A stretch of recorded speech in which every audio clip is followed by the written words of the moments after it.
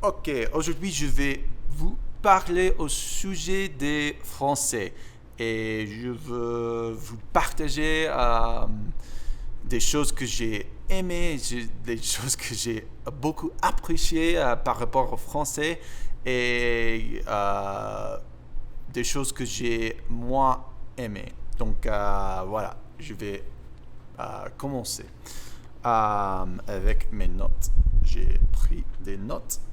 Ok, on va commencer avec la phrase c'est pas possible. On a entendu cette phrase beaucoup de fois et c'était un peu étonnant en tant qu'américaine. Parfois c'est justifié, mais en fait je pense que ça reflétait un peu cette mentalité de fermeture, un peu fermée.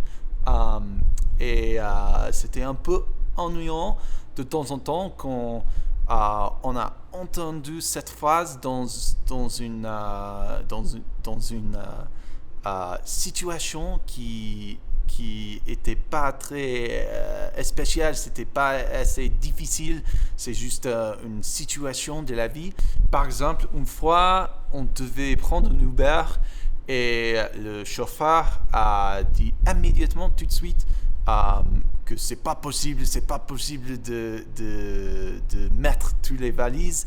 Et après quelques minutes, on a, on a le convaincre de l'essayer. Et en fait, ça fonctionnait très bien et c'était très facile. Et ça a pris moins 30 secondes de le faire. Et c'était juste 10 minutes en 10 minutes en parlant avec cet homme. On va essayer. Pourquoi on peut pas essayer? C'était pas le seul fois que j'ai entendu ça. C'était quelque chose que j'ai entendu beaucoup. Donc, il y a beaucoup de gens qui a dit à nous, c'est pas possible, c'est pas possible, c'est pas possible de le faire. Et de temps en temps, je comprends parce que surtout vis-à-vis les touristes, et nous sommes des touristes, bien sûr. Donc, je pense quand il y a beaucoup de touristes dans votre pays, de temps en temps, on n'a pas beaucoup de patience pour les accueillir. Mais quand même, j'ai entendu ça beaucoup de fois. Ça a devenu un peu une blague avec mon frère et moi. Donc, c'est pas possible. Les Français vont dire c'est pas possible. Voilà, c'est juste une petite différence que j'ai remarqué. Euh, voilà. La deuxième chose que j'ai remarqué au sujet des Français, de temps en temps, il y a une certaine tendance d'être un peu trop dramatique. Quand il y a des petits problèmes, c'est tout à coup il y a la fin du monde et il fait beaucoup de bruit. Oh, c'est pas pourquoi pourquoi on a fait ça, pourquoi ça n'arrive pas. Et pour la plupart des fois c'était juste un petit problème et on va trouver une petite solution. Il faut penser, il faut trouver une petite solution et ça arrive et après ça c'est fini. Mais il y a vraiment une tendance d'être un peu plus dramatique chez les Français. Donc c'était quelque chose que j'ai remarqué beaucoup de fois et c'était un peu en fait, c'était un peu charmant parce que il y a beaucoup de passion avec les Français et il aime la vie, il veut vivre bien, donc je comprends. Mais c'était drôle. De temps en temps, c'était un peu trop, à mon avis, mais voilà, c'est ça. Une autre chose que j'ai entendu avant d'arriver en France, que euh, de temps en temps, les Français pouvaient paraître un peu snob Et à mon avis, c'est pas exactement le cas. En fait, je pense que c'est pas assez différent que les autres pays. Surtout, il y a des gens snobs, mais aussi il y a des gens accueillants, bienveillants, très amicables. C'est pas assez différent aux autres pays. Il y a toujours un spectre. Surtout, il y a des gens snobs aux États-Unis et il y a des gens accueillants aux États-Unis. C'était pas assez différent. Je pense qu'il y a des gens différents en France. Mais une chose qu'on peut dire, c'est il faut faire un peu effort. Parce que, et c'est ça, je pense, le truc. Et je pense qu'il y a une tendance avec les Américains de attendre le monde de venir à eux. Et c'est pas toujours le cas et on peut pas penser comme ça. Et j'ai constaté quand j'ai fait un petit effort juste en parlant en français avec les Français, ils s'ouvrent très bien, ils s'intéressaient à mes voyages, ils voulaient me parler, ils voulaient me comprendre mes idées, ils voulaient savoir ce que j'en pense. Et c'est juste une petite chose de faire un petit effort avec les Français et de parler en français, de comprendre que je suis un guest en France. Je ne sais pas le mot pour guest, j'ai oublié. Et il faut respecter les règles de la France et la culture française et d'essayer d'être un petit partie de ça. Et c'est pas à dire qu'on doit perdre soi-même, soi-même, c'est juste une petite chose de respect. Donc, c'est ça, c'est quelque chose que j'ai entendu avant d'arriver en France. Et je pense qu'il y a je pense qu'aux États-Unis, on pense aux Français comme des gens très snobs, et surtout il y en a, et peut-être il y a un peu la culture française c'est le meilleur, mais en fait ça existe partout, dans chaque pays. Dans chaque pays, il y a surtout il y a des Américains qui pensent que la culture américaine c'est le meilleur, et c'est la même chose à l'Allemagne, c'est la même chose à Copenhague, à Danemark, je ne sais pas les mots en français, à Copenhague, je ne sais pas. C'est la même chose comme ça. Donc voilà, c'était quelque chose que j'ai pensé, c'est un échec en fait. Et ok, on va passer vite à des choses positives. En fait, quelque chose qui m'a vraiment marqué en France, c'est cette grande appréciation de la vie. En fait, et c'est pas juste aux États-Unis, il y a cette mentalité de il y a l'accent est mis sur gagner d'argent. Et chaque chose dans la vie, c'est pour gagner d'argent et pour avoir le succès du business et tout ça.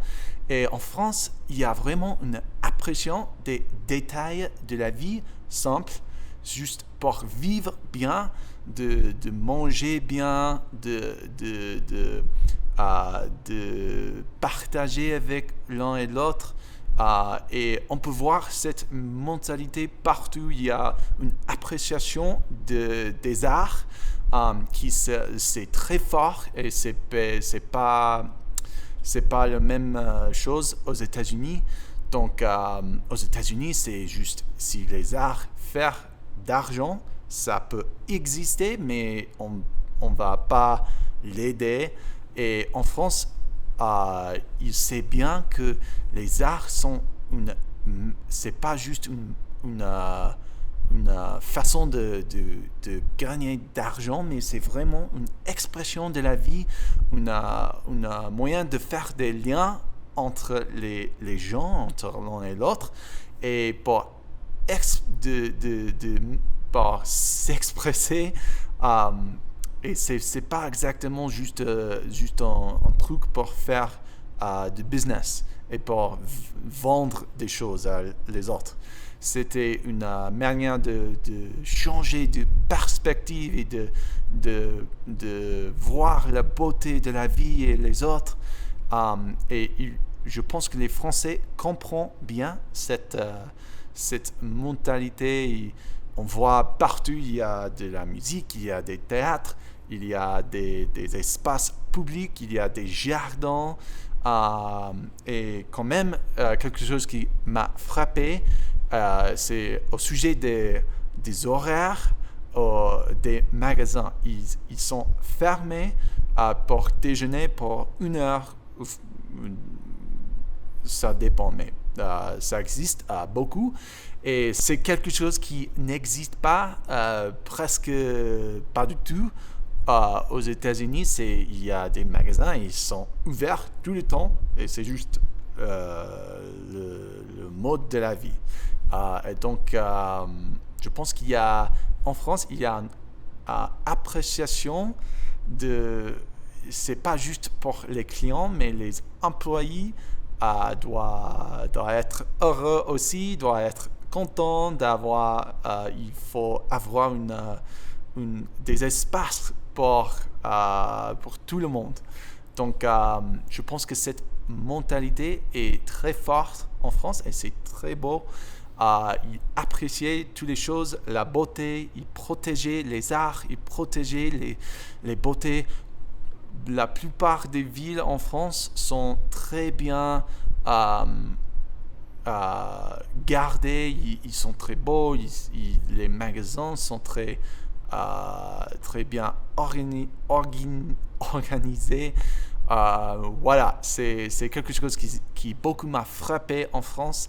Je pense que c'est quelque chose qui est très important dans la vie, d'apprécier la vie. C'est quelque chose qu'on perd beaucoup de temps aux États-Unis. Et peut-être c'est pour ça pourquoi beaucoup de monde c'est pas très heureux. Il veut chercher de l'argent et tout ça, mais il oublie d'être content avec les choses simples dans la vie et de manger bien.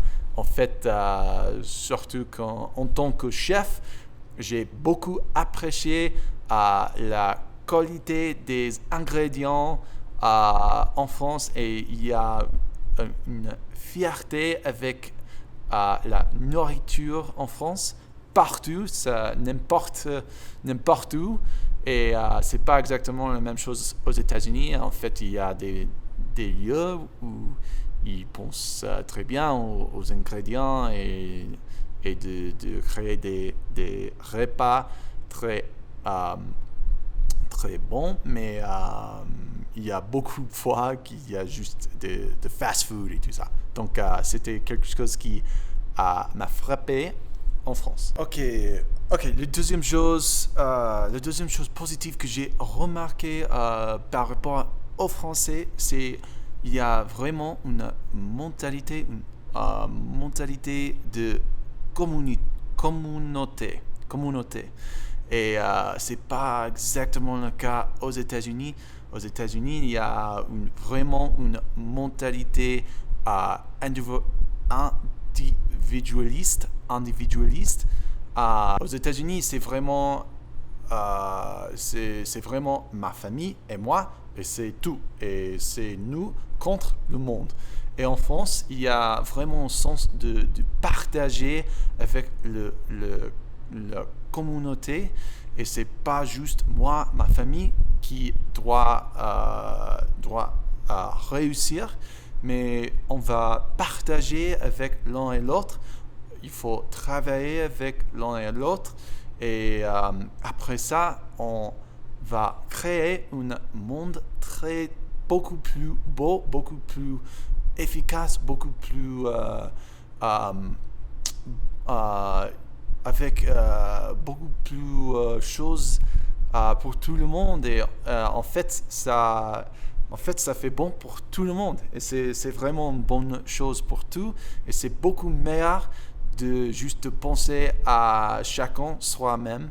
Chacun pour soi-même, c'est pas le cas tout le temps en France. Je pense que peut-être c'est différent à Paris et dans les grandes villes, mais je pense que la plupart, quand même au sud de la France, c'est vraiment c'est beau de focaliser sur la communauté et pas exactement sur cette mode de vie individualistique que je vois beaucoup de temps aux États-Unis. La dernière chose que j'ai vue en France qui est un peu différent par rapport aux États-Unis, c'est vraiment le contexte de la masculinité. C'est vraiment différent, je pense, et c'est un peu plus refreshing de l'entendre. Je pense de temps en temps aux États-Unis, il y a vraiment une moyen de penser à la masculinité qui est très fermée. C'est juste le sport, les femmes, de la bière, le business, c'est tout. Et vraiment, je pense c'est pas un bon moyen de vivre parce que c'est pas vrai. Il faut pas penser à la masculinité comme ça. C'est beaucoup trop limité et c'est pas un moyen de partager et de créer de la vraie force. C'est pas la vraie force, c'est une force un peu faux. C'est une force un peu faux.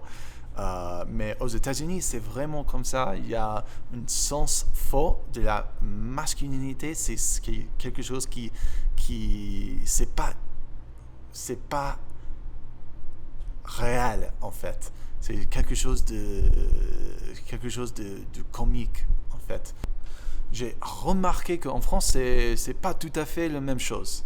Il n'y a pas cette culture de hyper masculinité qui actuellement, en réalité n'existe pas, mais dans l'esprit des Américains, des hommes américains, il y a des choses comme ça. Il y a une chose définie, ce qu'il faut faire pour être un homme. Je pense que j'ai vu en France une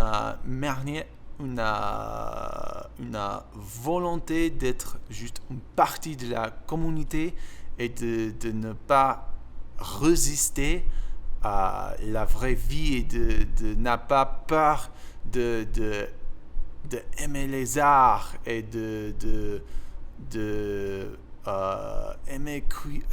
aimer cuisiner et en fait d'être un peu plus humaine et par rapport aux États-Unis où il y a un sens de masculinité qui c'est très fermé, c'est très spécifique et c'est pas réel. Donc en France, il reconnaît que les hommes et les femmes sont beaucoup plus que cette petite définition qu'on a fait dans le 1940 et 1950. Il y a un monde beaucoup plus grand comme ça et il y a beaucoup de personnalités différentes et on peut partager beaucoup plus. Il n'y a pas des rôles spécifiques avec les hommes. Les hommes font ça, les femmes font ça. Les hommes font ça, les femmes font ça. C'est pas du tout le cas. Je pense qu'il y a un peu plus